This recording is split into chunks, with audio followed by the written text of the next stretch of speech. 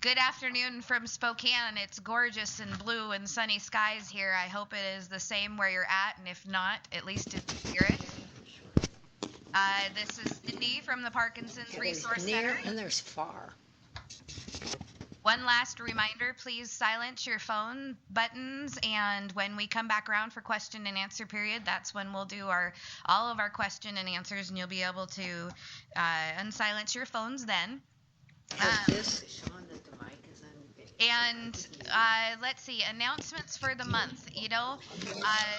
October, we just got done with one of the busiest months we've had in the history that I remember, and everything from fundraisers to power summits to programs to training for Dance for Parkinsons and community fairs.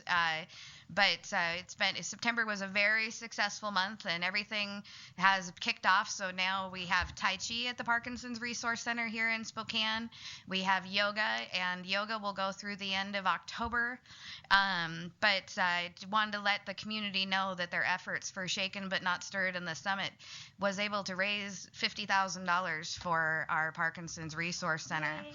And so that goes a long ways towards taking us several months out in our costs and operations. So thank you, everybody, for that. If you didn't get a postcard this month, let me know. It seems there's a gremlin that goes in my computer. I think its name is Cindy, and she gets in there when I'm asleep. But the mailing address list there was some glitches in it. So if you didn't get your postcard this month, let me know. The postcard has all 4 months from now, October through January, on all of our topics for telehealth. And other than that, I can't think of any other. If you've been promised a DVD or anything coming in the mail, I'm almost caught up with that.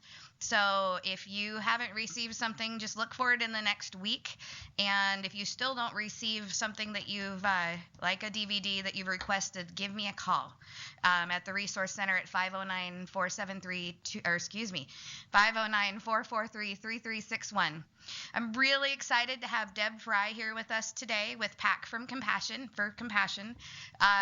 It was almost 2 years ago that one of our board members, Walt Jacobowski, came to me with an article about Deb in the Spokesman Review about what her company does, and she's going to talk more about that. But PAC with Compassion, I think, is a great description. And, we all get to certain points, whether it's actually moving from one home to another or downsizing from one home to an apartment or a condo or a retirement community. But the process can be very overwhelming, and Deb is here to talk about that. And so I'm going to turn it over to Deb.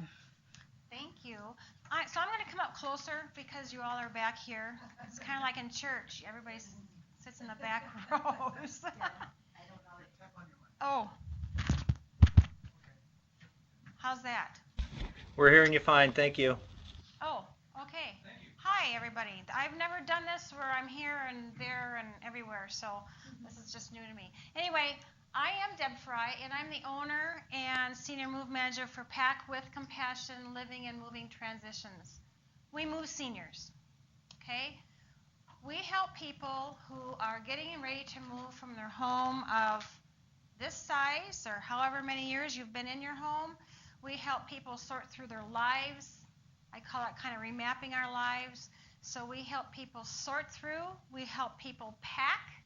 We get them moved from one home to the next. We get them unpacked, and we get them set up. At the end of move day, our clients come in, and their new home is set up. 95% of the time, it is set up. We also help people who are staying home and aging in place. These people have decided that they don't need to move anywhere or don't want to move anywhere and are going to be very happy staying at home. They also need to be sorted through and decluttered and reorganized and right-sized. So you go right-size, what's that? Today we're going to talk about finding joy in right-sizing instead of stress in downsizing.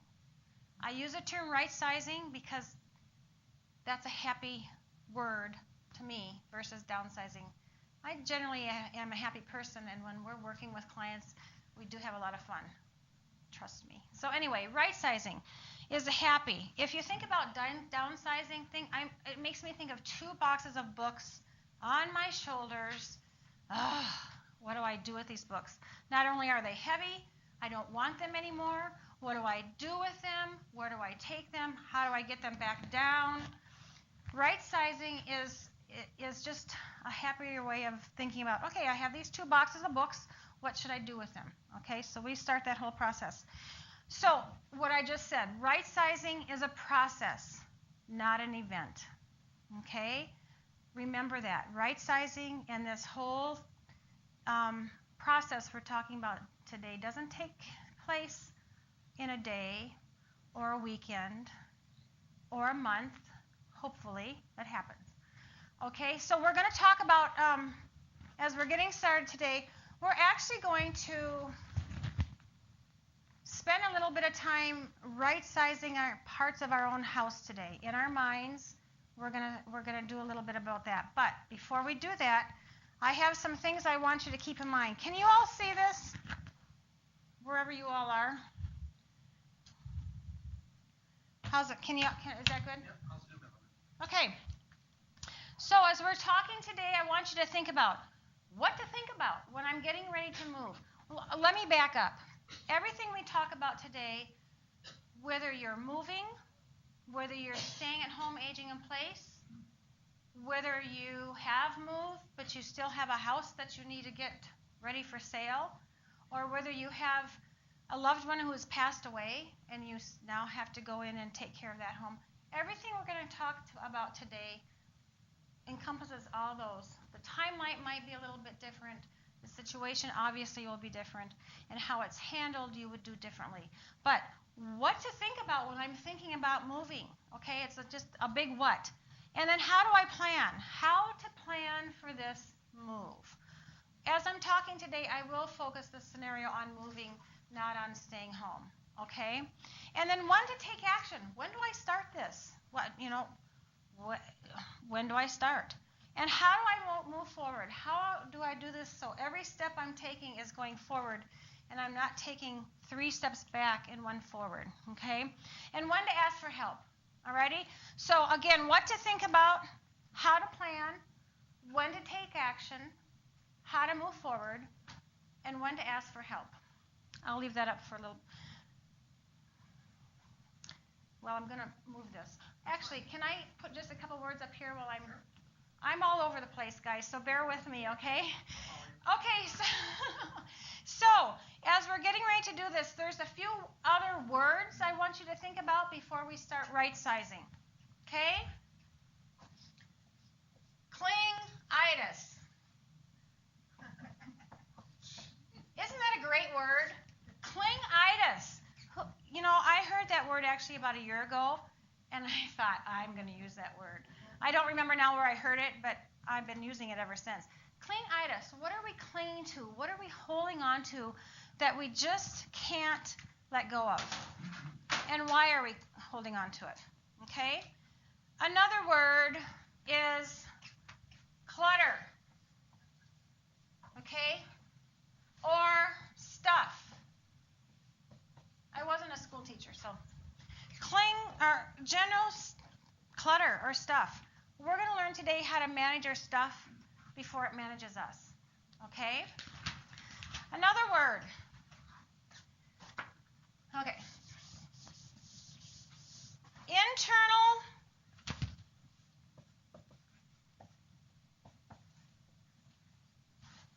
and external. You're going, what? Internally. What internally is keeping you from moving forward? Okay? Not wanting to do this. What externally is keeping you from moving forward and maybe not wanting to do this? Okay? Then the word change. Okay? Life is change. We have change going on every day of our life, whether it's good change or not good change. I have a quote here that I just always like to bring up because I think it speaks so good about change. And it's this.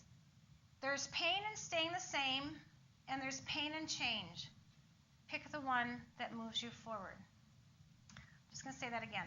There's pain in staying the same, and there's pain in change.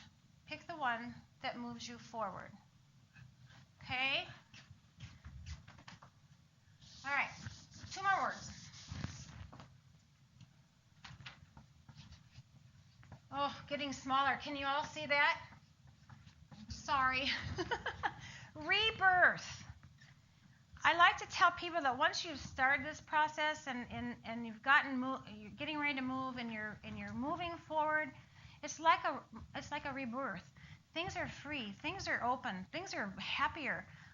I always say, think of the butterfly. It starts out as a caterpillar, builds his chrysalis or his cocoon, and he's in there moving things around and sorting, and I don't know what he's doing there, but he's making some changes. And all of a sudden, someday, he just pops out of his house, and it's a rebirth. Okay? So kind of think of that as you're going forward. The last word is, and one that you might hear me say it often today, proactive.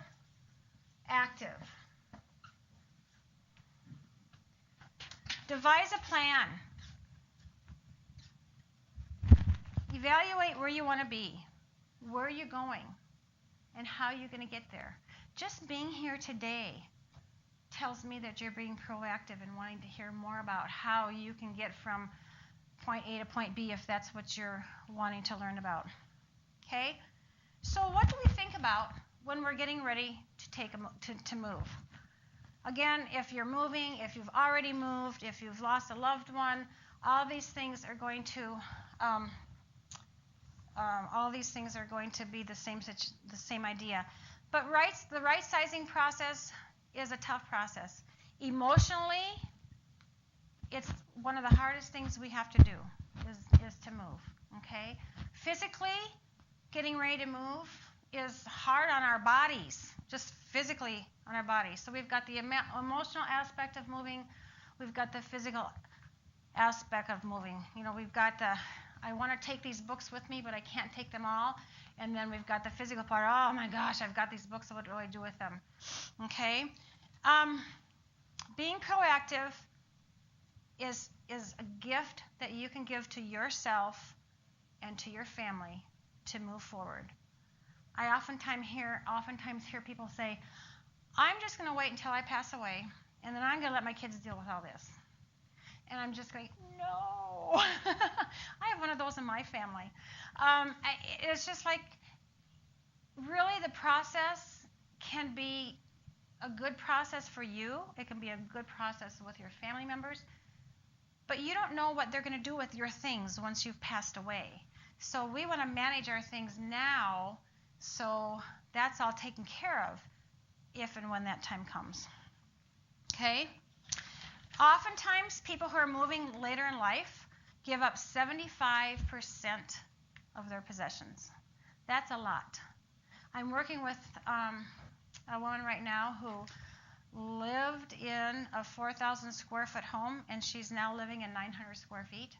She's giving up 95%. Okay? Beautiful things, but she could no longer live there by herself, and so she's letting go of 95% of her things, and there's good ways to do that so it's not quite as painful. Okay? Here's another quote. I love quotes. Before the quote, right sizing and moving forward causes you to look at your whole life, causes you to look at where you've been, where you're going, and it causes you to look at your possessions and think about them in certain ways. Everything has a story.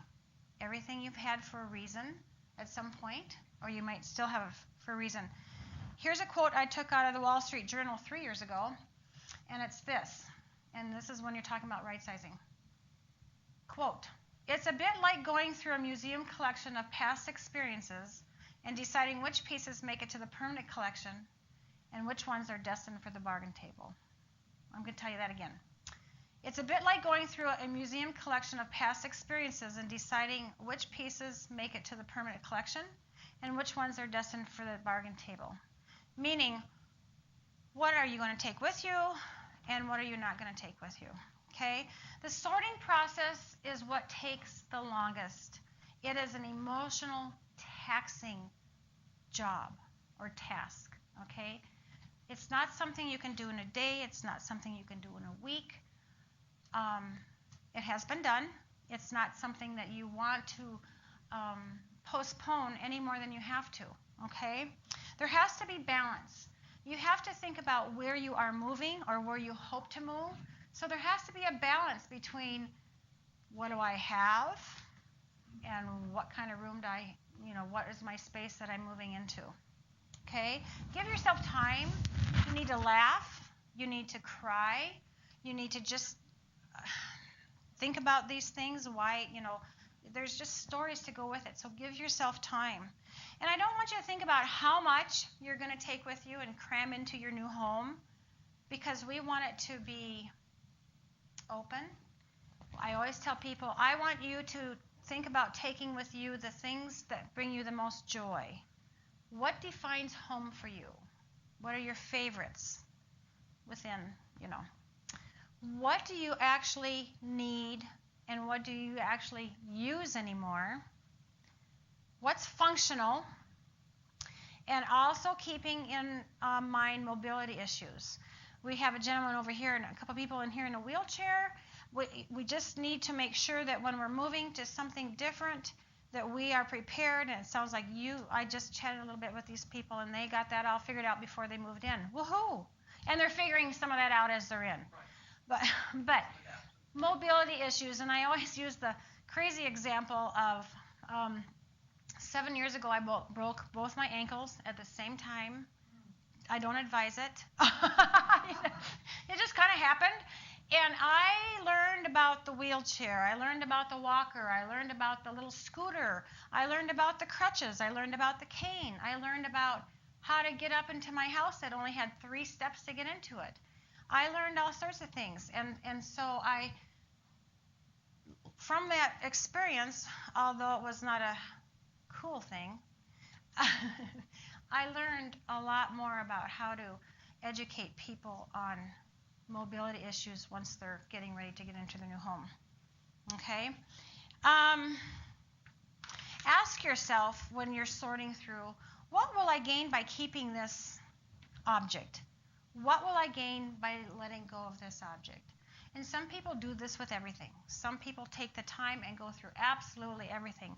Some people can work a little bit faster and they can say, well, I don't want this set of this anymore, and then you decide what to do with it, and we'll get to that. Think about clingitis. Why am I holding on to it? Why can't I let it go? But you don't want your stuff to manage you as you're getting ready to go through this process. Sentimentality, yeah.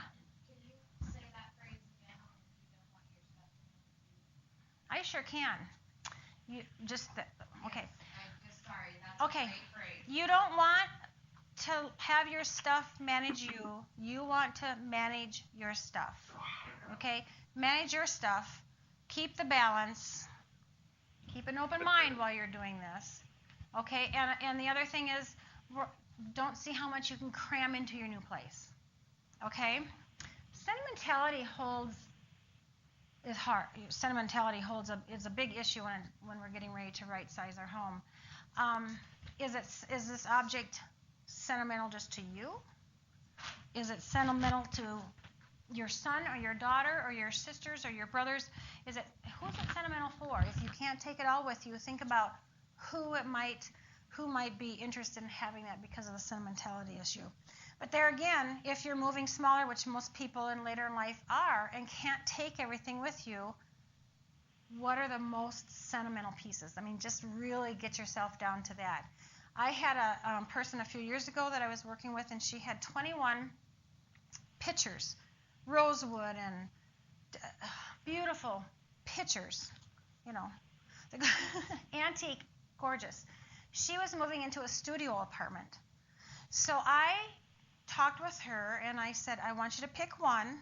And I didn't want her to pick one right then. I said, I want you to think about it. I want you to pick one. And then we're going to take a picture. We're going to group the other ones. We're going to take a picture of those. Took a picture, stuck it in that teapot, so now she has all of them. She was able to take one because she really didn't have much room for displaying, but we gathered up and had the picture. So she still could see those things. Functional for you, not for your kids, not for your grandkids, not for your friends. When you're moving into your home, and the whole right-sizing process as well, make sure that this is going to be a functional place for you. Yes, if your kids or your grandkids are coming over, that's great. But it's your home. It has to be most functional for you. Okay? So we're going to right-size a couple rooms in our homes, and then we're going to go on to talk about some other things. But I just want you to take what we've talked about so far and kind of think through, and we're going to start with the kitchen, because the kitchen is really where, it's kind of the hub of the house. It's where everything takes place, okay? So, kitchen.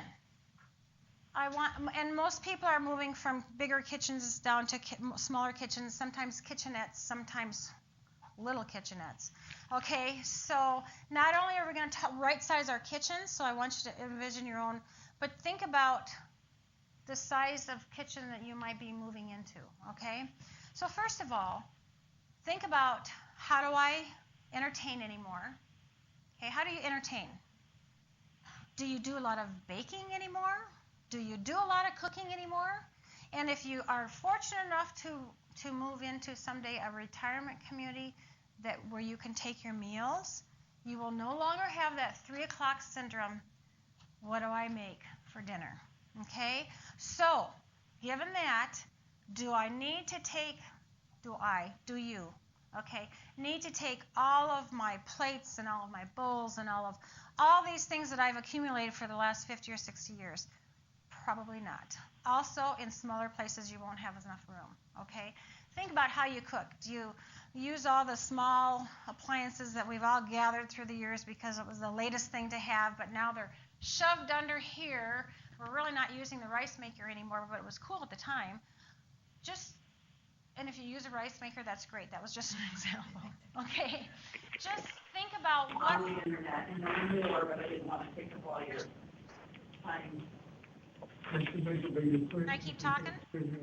Okay. How about if we talk about it a little bit, and then it can help. Do I bake anymore? Do I bake cookies once a month or once a week? Do I still bake pies at Thanksgiving time? Am I the one who has to bring all the desserts, okay? If you still use all those things, and that's a good thing for you to keep doing, that's great. But the likelihood is that you won't need 6 cookie sheets and 5 muffin tins and all those things. So there again, we're just right-sizing and deciding what you want and what you don't want. Spices and food. Spices, we, including myself, we have spices that are pretty darn old. They can be functional for several years, but this is the time, even if you're not going anywhere, just kind of look at your spices and go, oh my word, when did I last use something? Okay, turmeric. And it's in this container that I haven't really, it's the only one left like that, and it probably can be tossed. So think about your spices and your food. If you're getting ready to move soon, like within a month or whatever, I always tell people, start having creative meals so you don't have to move all those things, because you're not going to be using all that food once you get there. So it's okay to have weird things together as you're cleaning out cabinets. Your china hutches. Oftentimes a lot of people can't take their china hutches to their new home because there's not enough room. If there's room, that's great. If there's not room, then there again you have to figure out, what do we do with all these things? China. The next generation down from, well, even my generation, people don't entertain like they used to, okay, which is sad, but true. Oftentimes the children don't want the good china because they don't entertain like that. If you're fortunate enough to have a son or daughter or a loved one, aunt or niece or nephew who would like all those things, that's great. But keep in mind that if you won't have a place to put them in your new home, maybe it's time to let go of those things.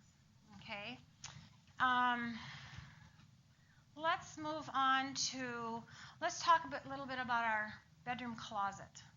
Okay, so I'll envision your bedroom closet, and I'm sure they're all very clean and organized. And anyway, but for this conversation, they aren't. Okay, not only do a lot of people have clothes in their closets that they just don't wear anymore, haven't worn.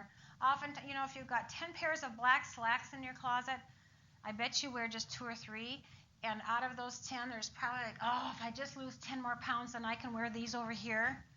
I'm here to suggest to you, let go of those extra ones you don't wear. And if you lose those 10 extra pounds, go buy yourself a new pair. It'll be more stylish and it'll fit better anyway. We just don't need to keep all those things in our closets. Oftentimes, they say if you haven't worn something in a year, that it's time to take it out of your closet. I actually say 2 years. Because I have things that I don't wear every year, but I do the next year. And part of it is because I'm usually in my work clothes during the week, and so I don't have the opportunity to dress nice like this every day. So I don't get to wear all those things all the time. But I know of things that if I haven't worn them after 2 years, it's time to move them on. Okay? Same thing, ladies, with purses and shoes and bags and all those kind of things.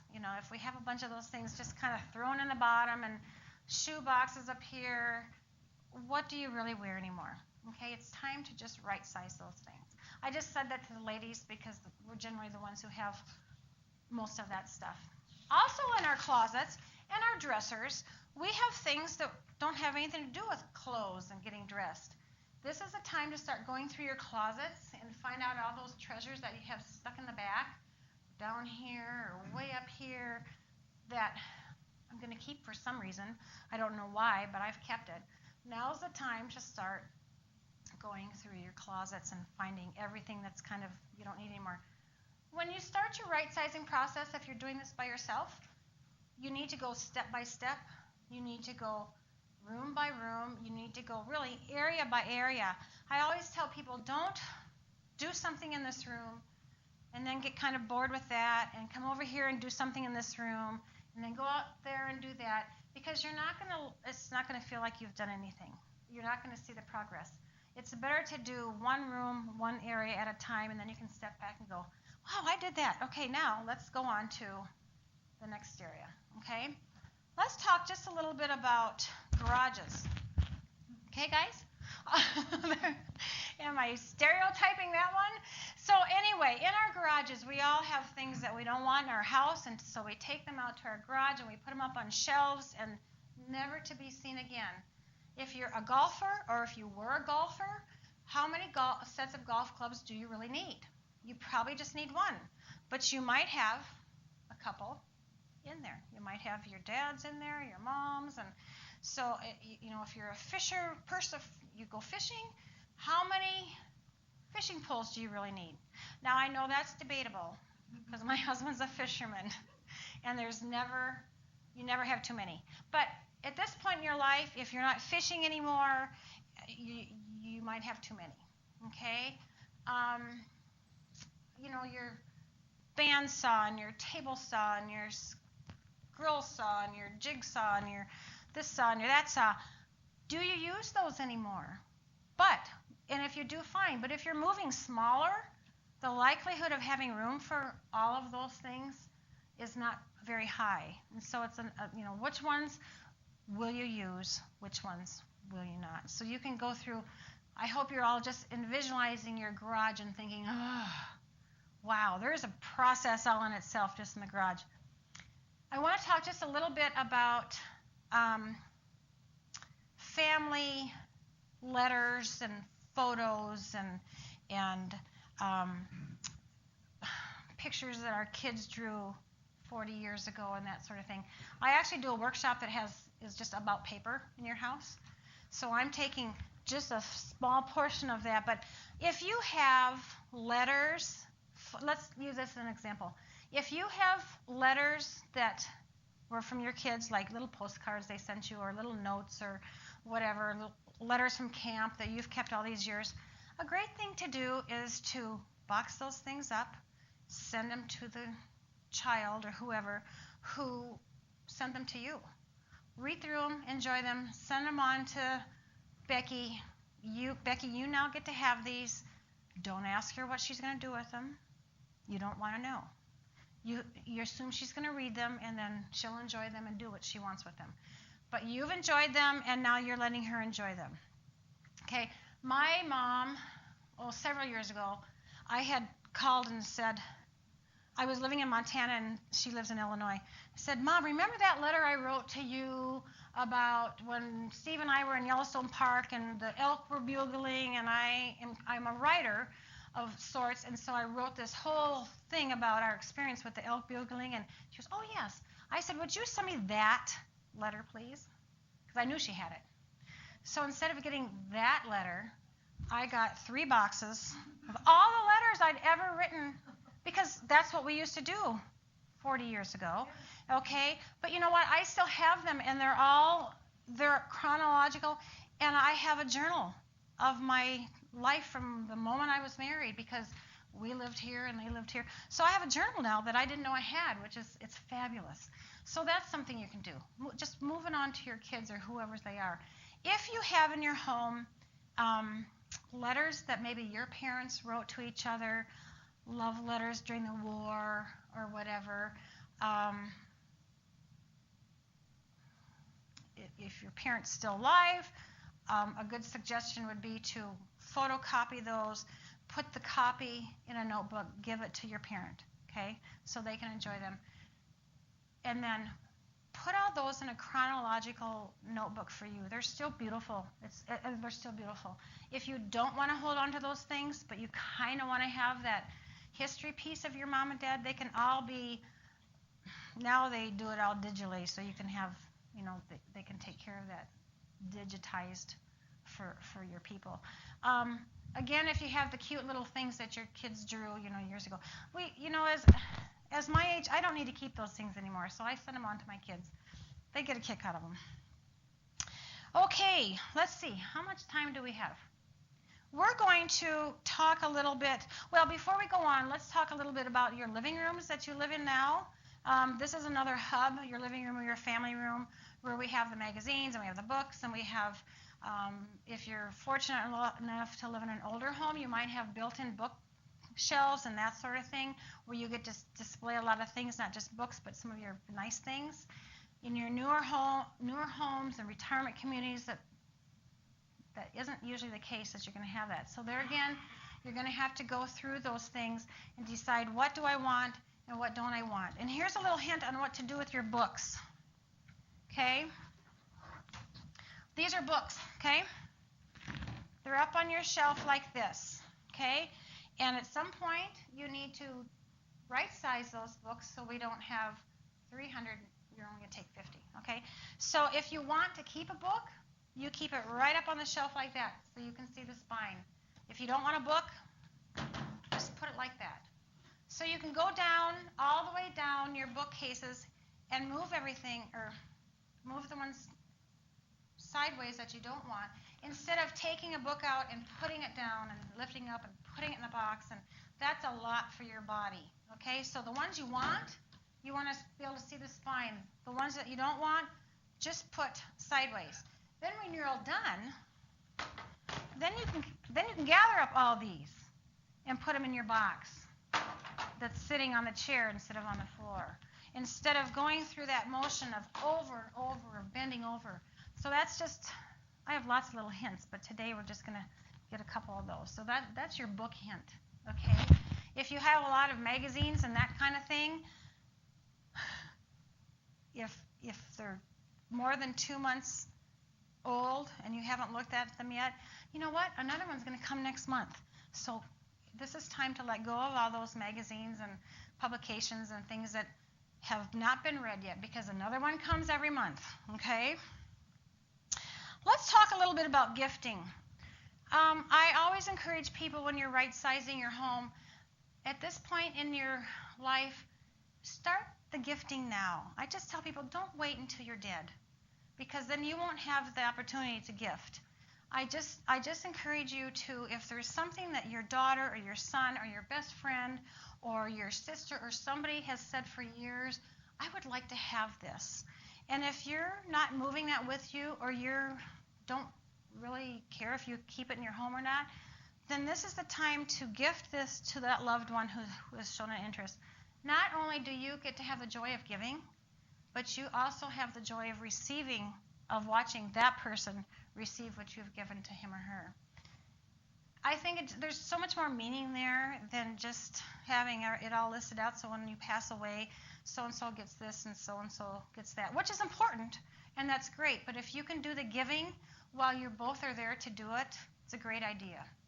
Another thing to do when you're getting ready to gift is when you're right-sizing and you know so-and-so wants something and this and that, but they don't live close, just put their name on the back.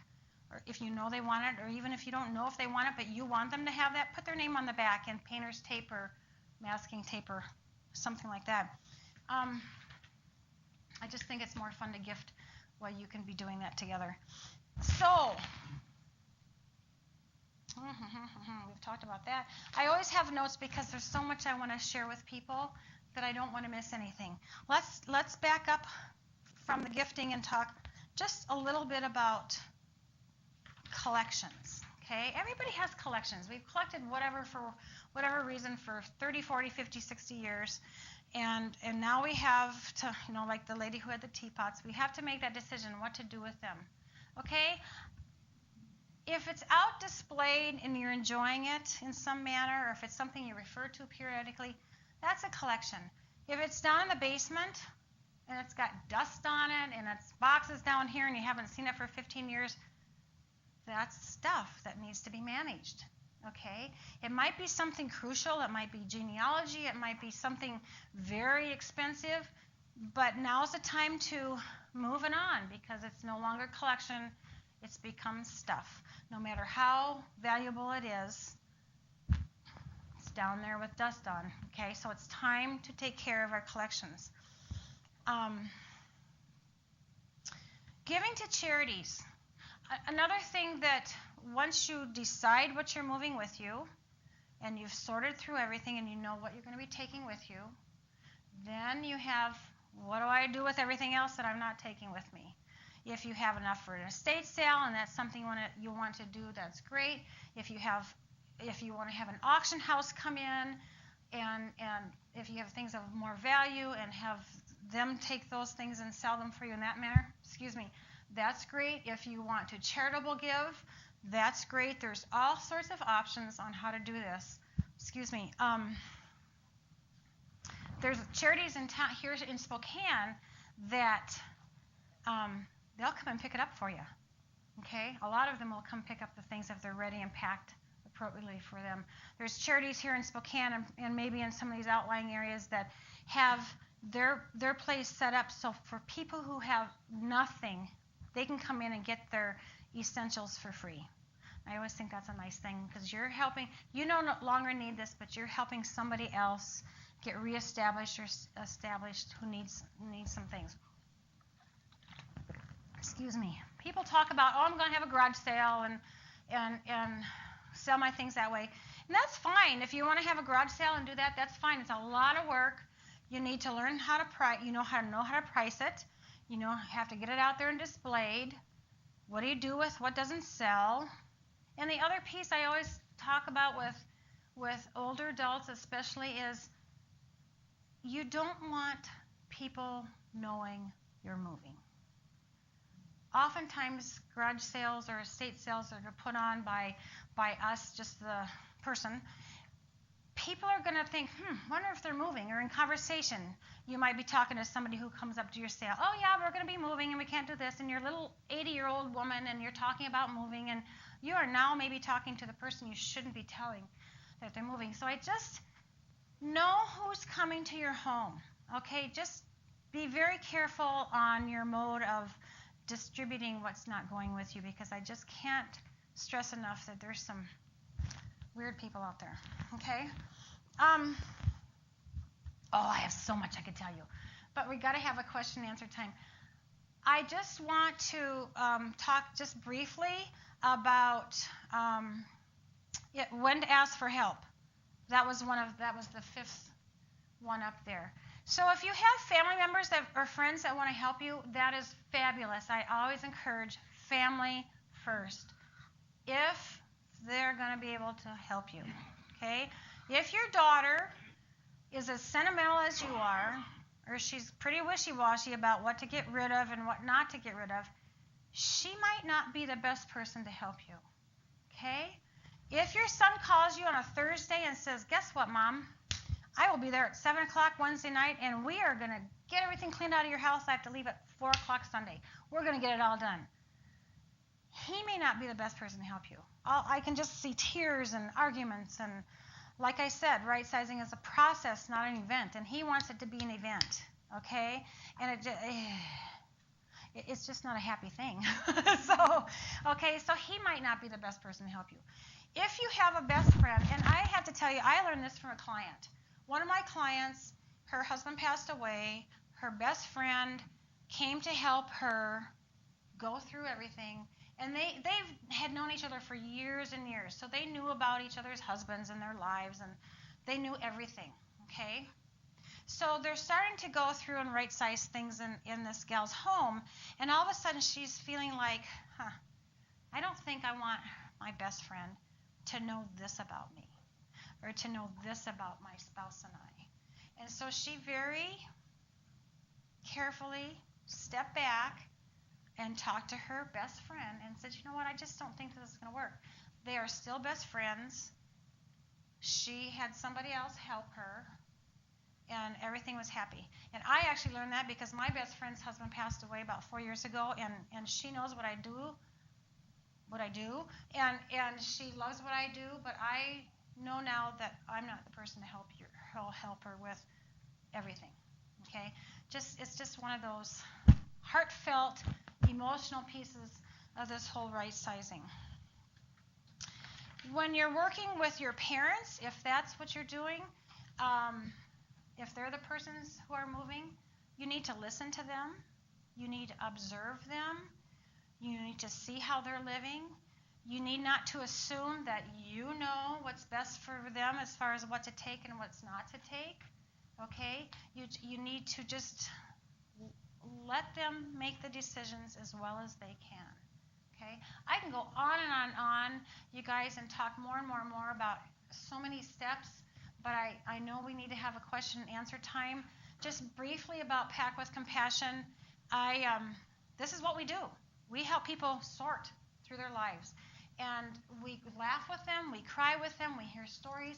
We need to hear their stories so we can best help them make the decisions. We're their hands and feet for their decisions, but we just do this together in a joyful way. So, do you have questions? Okay, so we'll come up here. Oh. Nope, you're good. And then we'll come up Okay. here and do this Or comments or suggestions or... And actually, you can answer yours from right there because you have your microphone on. I do.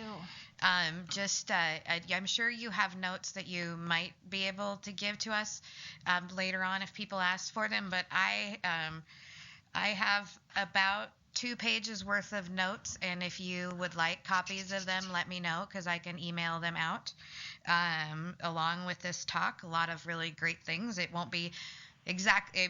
Actually, I took lots of quotes and things. So if you would like those, please let me know.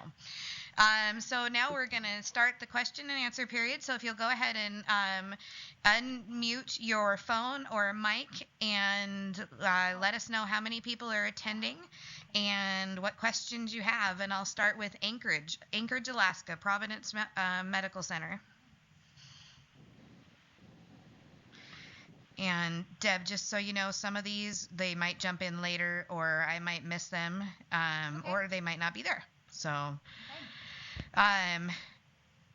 Clarkston, Tri-State. We have 6 present. We have no questions. Thank you for being there. Coeur d'Alene, Kootenai Medical Center. We had 5 people here and no questions. Thank you. You can tell where my brain is. Instead of writing Clarkston, I wrote closet. Oh, guess what she needs to do? No, it's not my closet. Somebody else's closet. Colfax, Whitman Hospital.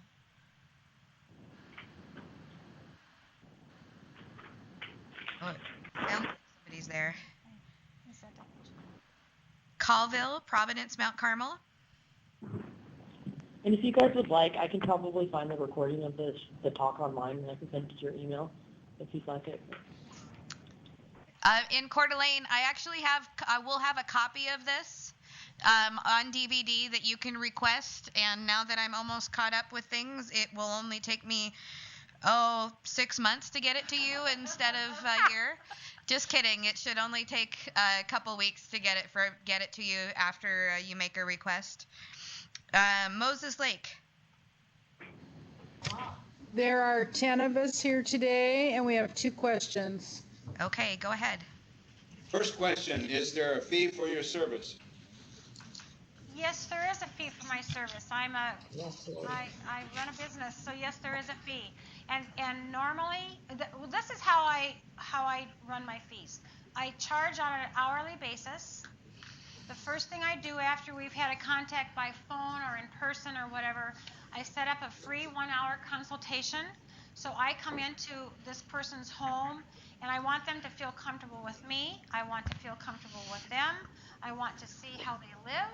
I want them, eventually we talk about what their needs and their desires are.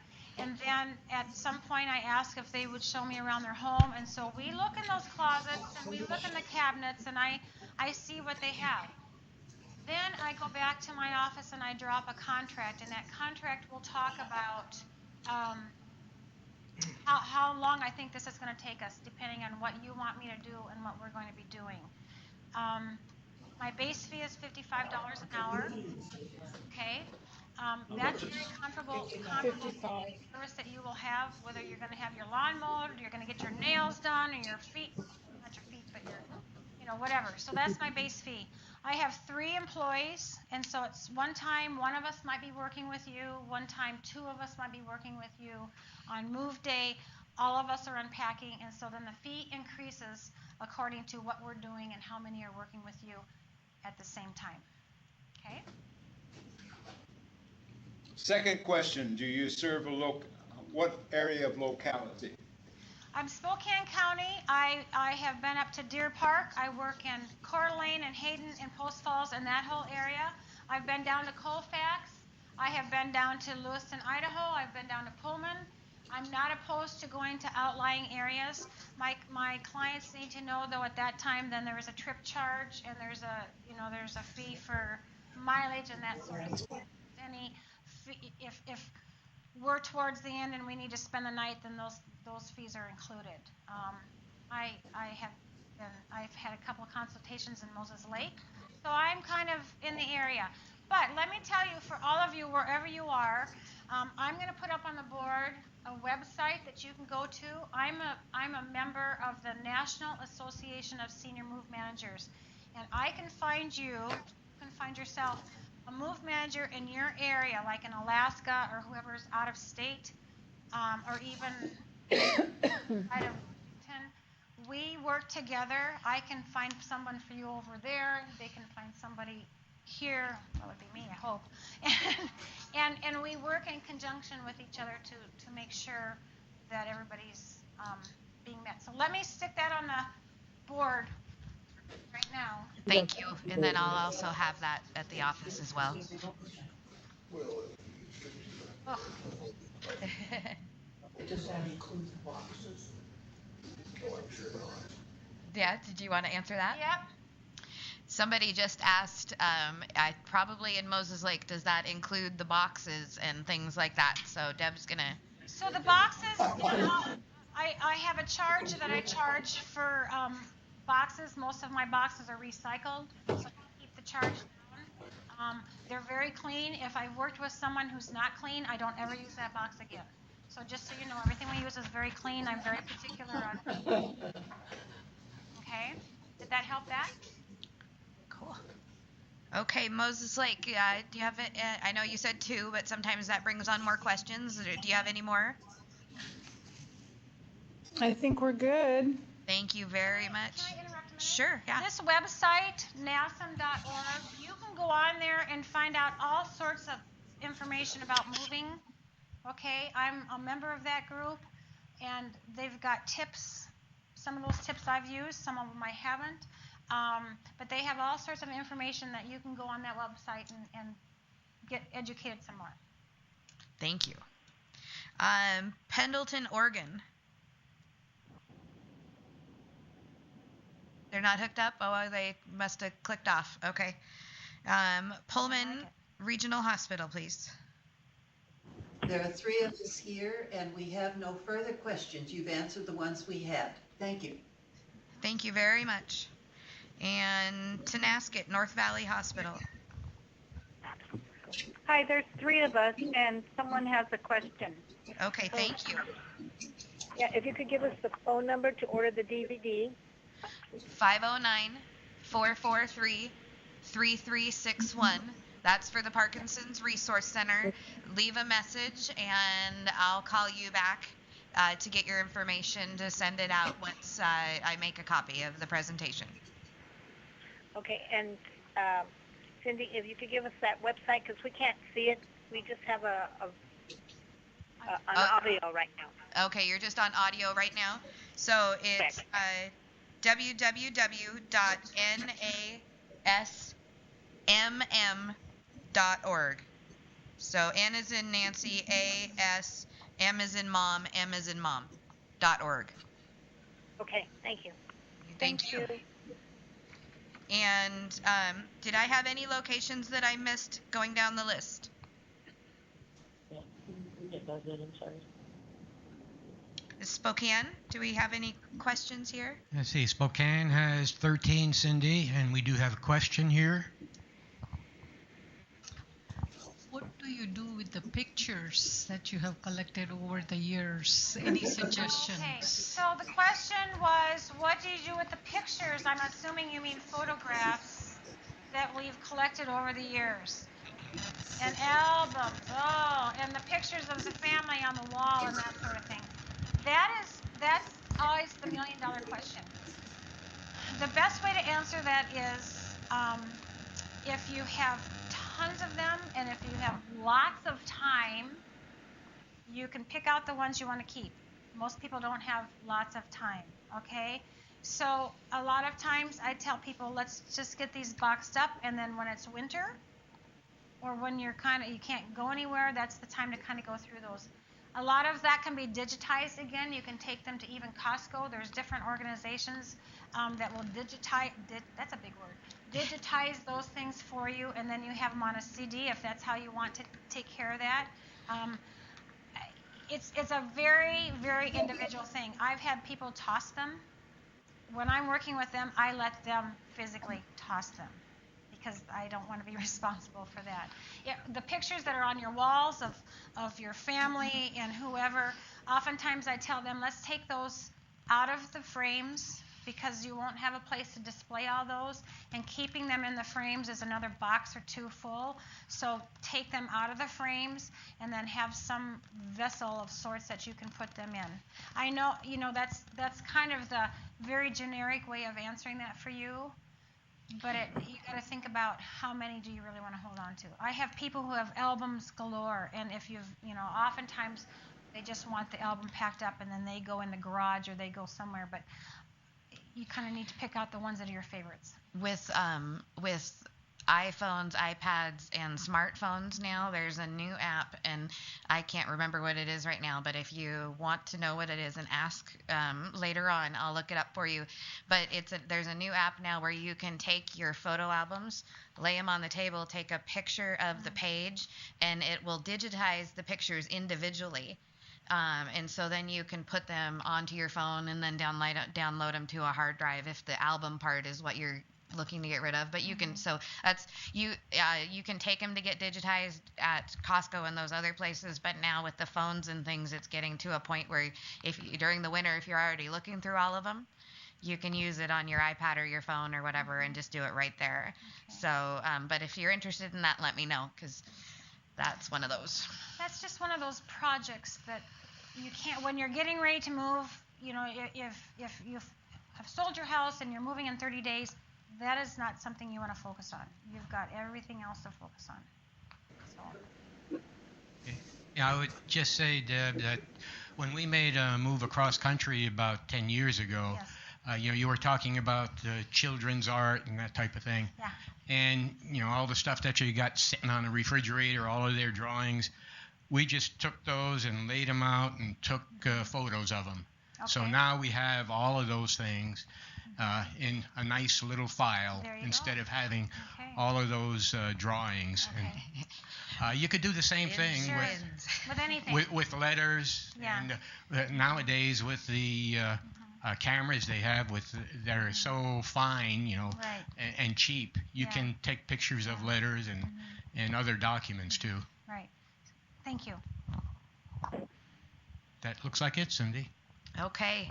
Well, thank you very much, Deb, for joining us today. I have what? Can I just say one? Sure, absolutely. So I hope that I've given you just a little bit of education to feel like you can maybe start the right in your home. You don't have to go home today and dive right in, but here's a thought. Tomorrow morning, get your coffee, get your garbage bag, sit down in your kitchen with that junk drawer that we all have, and if you don't, you're really fooling yourself, because I'm sure everybody has that junk drawer. The one where we throw in our pens and our pencils and our It's called my garage. toothpicks. Well, we're talking drawer.